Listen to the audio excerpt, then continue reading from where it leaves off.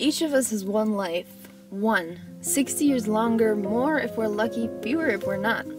I've heard that the years run faster and faster as they pass, like rushing down a narrowing tunnel. There is claustrophobia in this. A thing I struggled with for a long time was accepting the fact that there is no beauty or meaning in suffering.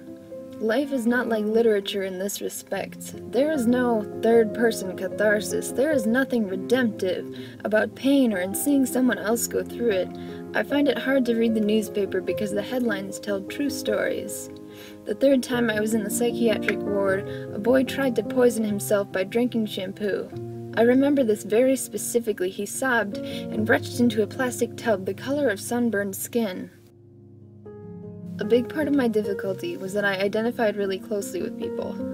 I've been told that I'm a good listener, and people often tell me about their problems. For a long time I didn't know how to separate my life from others. I couldn't distance myself or stop worrying about other people, so everybody's monsters were inside my head.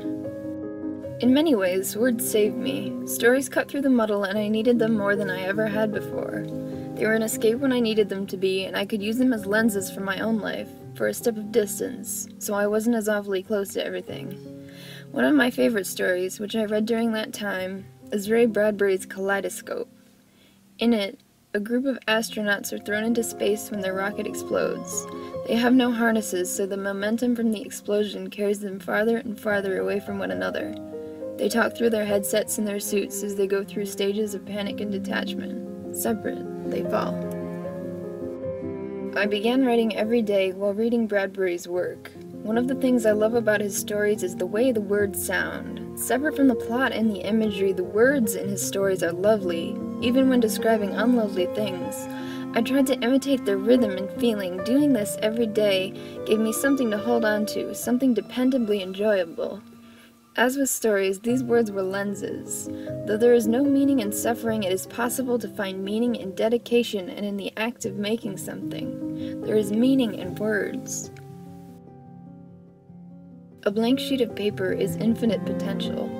Each letter and word is a paring down. Every sentence focuses the story but also cuts out other potential stories.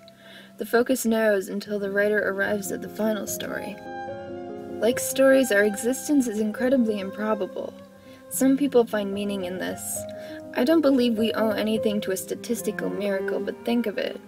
Each of us unlikely, each of us here. Think of the power that words hold to illustrate and convey our humanity. Isn't that enough for at least a short while? Like the astronauts in Bradbury's story, we are so distant from one another, trying to convey the things that echo in our separate skulls with our limited words. Sometimes, though, these words are beautiful.